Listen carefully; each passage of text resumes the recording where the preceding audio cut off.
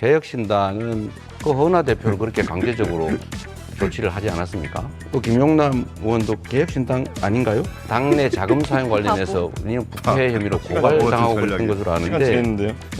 야, 이거 김용남 의원님께서 한마디 안 할 수 없겠는데요. 이제 마음대로 바꾸시고. 반사. 바로 국회로 온 것도 아니고 집에 가서 옷 갈아입고 샤워하고 그러고 지금 국회에 와서 안 들어가고 그 다툼하면서 시간을 보냈다는 거잖아요. 집에 가서 샤워하고 나라의 운명이 달린 이준수 후보 평정심을 잃었어요. 네, 흥분했습니다. 아무리 말을 갖다 붙여도 많은 사람들 속에 있었던 것이다. 그 판단은 우리가 국회의원에게 기대할 판단이 아니에요. 그래서 김문수 후보 영상은 따로 붙지 않겠습니다. 졸려요. 준비하지 않았습니다.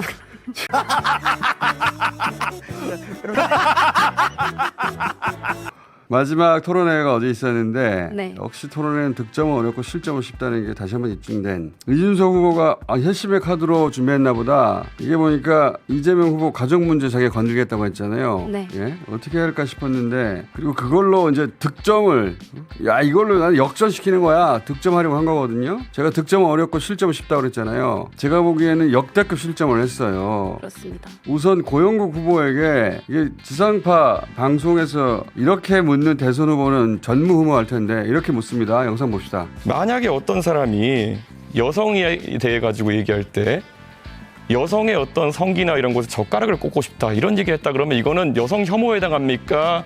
아닙니까? 그건 뭐 답변하지 않겠습니다. 이야, 자기 딴에는 이재명 치러 가기 전에 빌드업 하는 건데 누가 전 국민이 보는 대선 토론에서 이런 빌드업을 해요. 이건 그 뒤에 무슨 말을 하든 무엇을 암시하려 했던 이미 여기서 용납할 수 없는 수준으로 선을 넘었기 때문에 저 방송을 봤다면 누구든지 뭐야 저 미친 새끼는 육성으로 튀어나오게 돼 있어요. 네. 이 말을 하는 순간 이미 폭망인 거예요. 네. 이걸 나중에 게시판 검색하려는 사람들 상대로 댓글팀이 작업하면 된다고 누군가 전략을 짰다면 멍청하기 짝이 없는 겁니다. 이어서 이제 이재명 후보를 직접 공격하거든요. 네. 이재명 후보는 그건 내가 한 말이 아니라 형님이 어머님께 한 말이다. 이에 대해서는 과거에 100만 번도 더 사과했는데 다시 그걸 끌고 나온 거예요. 네. 올해 4월에 고등학교에서 이제 폭력 사건이 발생했는데요. 가해자가 피해자에게 했던 욕설인데 너희 어머니의 뭐 중요 부위를 어떻게 찍겠다 뭐 이런 얘기를 했다는데 이거 누가 만든 말입니까? 이재명 후보의 욕설을 보고 따라하는 거 아니겠습니까? 일단은 저의 부족함에 대해서는 그간에 수차 사과 말씀을 드렸고 뭐 다시 사과드리겠습니다. 그리고 그 말은 제가 한 말이 아니고 우리 형님이 어머니한테 한 말인데 그런 소리 하는 걸 왜 안 말랐느냐라고 제가 좀 과하게 표현한 것이었다는 설명을 좀 드립니다. 이준수 후보가 이재명 후보의 과거 돌아가신 형님 정신 상태가 온전하지 못했다는 걸 알려서 어떻게 득점을 하려고 한 건지 이건 멍청하게 짝이 없는 자폭 전략인데 제가 보기엔 더 이상 망할 수 없을 정도로 망한 건데 그걸 알 리가 있나요? 알았으면 꺼내지는 않았겠지. 네. 어떤 댓글팀으로도 해결할 수 없는 잔상을 남겼어요. 말을 게임의 아이템처럼 꺼냈으면 이렇게 되는 겁니다. 네. 그리고 그게 젊은 남성들만 모여있는 커뮤니티에 극우적인 커뮤니티에서 통할 거라고 생각한 정신 상태에 이르렀다는 거예요. 네.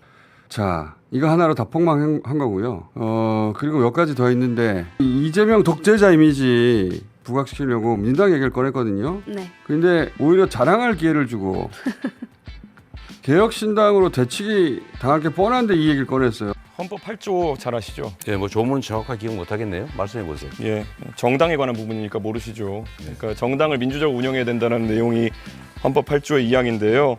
제발 그 헌법대로 정당을 운영하셨으면 좋겠다. 사실 민주당의 운영을 보면요. 정당 내부의 민주주의의 실종이란 말을 들은 지 오래고요. 더불어민주당은 역사에 없을 정도로 당원 중심의 민주적 정당으로 바뀌었고 강하고 유능한 정당으로 바꿔서 대한민국 정치사에서 가장 큰 야당의 승리를 이뤄냈고 가장 강력한 수권 정당이 됐습니다. 남의 당 얘기하기보다는 개혁신당은 그 허은하 대표를 그렇게 강제적으로 조치를 하지 않았습니까? 또 김용남 의원도 개혁신당 아닌가요? 당내 자금 사용 관련해서 부패 혐의로 고발당하고 그랬던 것으로 시간 아는데 지냈는데요. 예.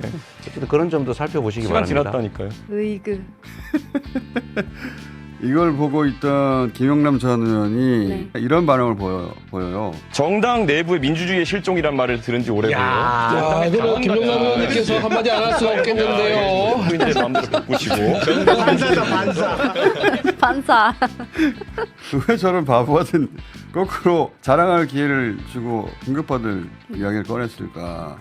바보. 자기 생각만 하니까 그런 거예요. 네. 아, 이거 예리한데? 그리고 또 뭐 법카 가지고 공격해요. 네. 이것도 열심히 일탈하고 준비한 것 같아요. 2019년부터 2021년 10월까지 과일만 2,791만 원 정도 법인카드로 사셔가지고 사적 유용 때문에 재판받고 계신 거거든요. 259번 과일을 사주셨는데 2,791만 원어치 드셨어요. 2,800만 원어치의 과일을 2년 동안 드셨으면은 2.8톤입니다. 혹시 집에 뭐 코끼리 같은 거 키우십니까? 대답할까요? 예. 그래서 엉터리라는 거예요. 그거는 제가 쓴 일도 없고 그 쓴 거 본 일도 없고 실무부서에서 과일 거래를 했다는데 그걸 제가 어떻게 합니까? 그걸 전부 제가 횡령을 했다, 지시를 했다, 알고 그랬다라고 기소를 했는데 그런 근거 자료가 한 개도 없어요. 그래서 엉터리 조작 기소다 이렇게 얘기하는 겁니다. 자기 딴에는 코끼리 이야기 와 재치 있어 하고 준비한 거거든요. 그럼 오히려 해명 기회를 주는 거예요. 바보 같은 전략. 떠나는 것마다 다 실패. 반면 이재명 후보는 12.3 계엄일 날 담을 넘지 않은 게 전부가 아니라 담을 넘으라고 하는 그 옆에 보좌관한테 시끄러 임망한 게 전부가 아니라 네. 그 해명한 걸 보면은 술 마시다가 네. 강남에서 네. 그걸 받고 집에 가서 샤워하고 나왔다. 네. 그리고도 안 넘어갔다는 거죠. 술 마시다 집에 가서 샤워하고 왔다라는 해명이 있으니까 시간 끌다 온 거 아니냐 이런 차원에서 문제 지적을 합니다. 이 영상 좀 봅시다. 강남에서 술 드시다가 바로 국회로 온 것도 아니고 집에 가서 옷 갈아입고 샤워하고 그러고 지금 국회에 와서 안 들어가고 그 다툼하면서 시간을 보냈다는 거잖아요. 국민들은 슈퍼 나왔다가 우다닥 이 국회로 쫓아온 사람도 있고 옷도 제대로 못 입고 온 사람들이 많았고 화장도 못한 여성 의원들이 그냥 국회로 바로 쫓아와서 담 넘고 했는데 그 자리에 민주당 의원도 있었습니다. 안 들어가려고 했다? 무슨 허위 사실을 주장하시는 겁니까? 내 옆에 누군가가 의원님 담 넘어서 들어가셔야 됩니다. 시끄러 임마 이러면서 말 막았잖아요. 그때는 다른 이미 사람들은 표결이 거기 끝난 있다가 뒤였습니다. 넘어서 옆으로 해서 담을 넘어갔거든요. 저를 도덕적으로 비난하시려는 겁니까? 무엇을 문제 삼으시는 아니 왜 겁니까? 집에 가서 샤워하고 나라의 운명이 달린 여유 있게 하지 않았습니다. 즉시 가서 즉시 나왔습니다. 그렇게 알겠습니다. 긴밀하게 민주당 의원 두 분이랑도 소통하고 있었습니다. 네, 계속. 됐습니다. 네, 좀 톤을 낮춰야 되겠네요. 마지막에 저 톤 낮춰야 되겠냐 누굽니까? 권영국 후보입니다. 네, 신스틸러인데 이준수 후보 평정심을 잃었어요. 네, 흥분했습니다. 그러라고 한 거거든요. 네, 그러라고 한번 툭 던졌거든요. 그대로 걸린 거예요. 긁혔습니다. 하수예요, 진짜. 네. 그러면 우리는 또 한 번 틀 수밖에 없어요. 그 나라의 영상을.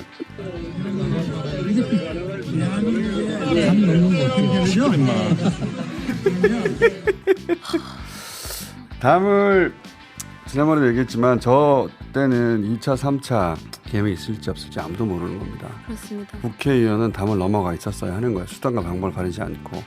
그래서 늦게 도착한 분들도 결국은 다 들어갔어요. 네. 국회의원이 왜 밖에서 저러고 있어요. 결과론으로 그때 이미 해제됐다고 하는 것은 그 이후로 아무 일도 없었기 때문에 네. 자기 담 넘지 않은 걸 정당화시킨 것이지 담을 넘어가서 어떤 일이 벌어질지 모르는 상황에서 그 위험 앞에 있었어야 하는 겁니다. 그러라고 국회의원 만들어 준 거예요. 근데 안 넘어갔잖아요. 무서워서 그랬던 거라고 저는 강력히 추정하는 바예요. 네. 아무리 말을 갖다 붙여도 그때는 어떻게 될지 아무도 몰랐거든요. 맞습니다. 무섭지 그러니까. 그러니까 많은 사람들 속에 있었던 것이다. 그 판단은 우리가 국회의원에게 기대할 판단이 아니에요. 김문수 후보는 어제 실점 투성이어서 그렇지 자극을 했거든요. 네. 김문수 후보는 쭉 봤는데 어떤 자극도 없습니다. 엣지가 전혀 없다 보니까 질문, 답변, 주장, 반박이 다 귀에 들어오지가 않아요. 네. 하지만 차라리 그게 더 나았어요. 그렇죠. 왜냐하면은 유권자가 듣다가 집중력을 잃어버려가지고 득점도 못하지만 어차피 김문수 후보 실력으로는 득점이 안 돼요. 네. 이준석 후보처럼 실점할 기회 자체도 없습니다. 그냥 왜 저런 사람이 대통령 후보지? 그 정도? 그래서 김문수 후보 영상은 따로 보지 않겠습니다. 졸려요. 준비하지 않았습니다. 이준석 후보 단일화 관련해가지고 어제 네. 없다고 기자회견을 했잖아요. 비상계엄에 책임이 있는 세력으로의 후보 단일화는 이번 선거에 없습니다. 사전 투표 이틀 전에 없다고 기자회견까지 했으면 사람들이 믿어줘야 되는데 네. 아직도 안 믿어줘요. 단일화 안 하면 뭐 그럼 내일 사퇴하는 거 아니야?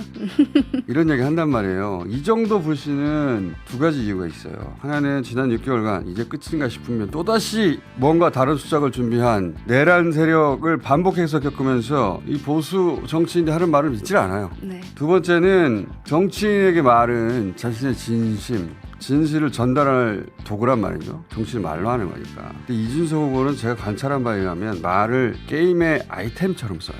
그때그때 필요한 말을 꺼내 쓰고 버리고 참 특이한 양반일세. 내가 저렇게 말을 아이템처럼 쓰나? 그러니까 말에 신뢰가 안 가죠. 네. 자기 말을 왜 사람들이 안 믿는지 모를 거예요. 자기 그냥 말을 잘하는 줄 알아요.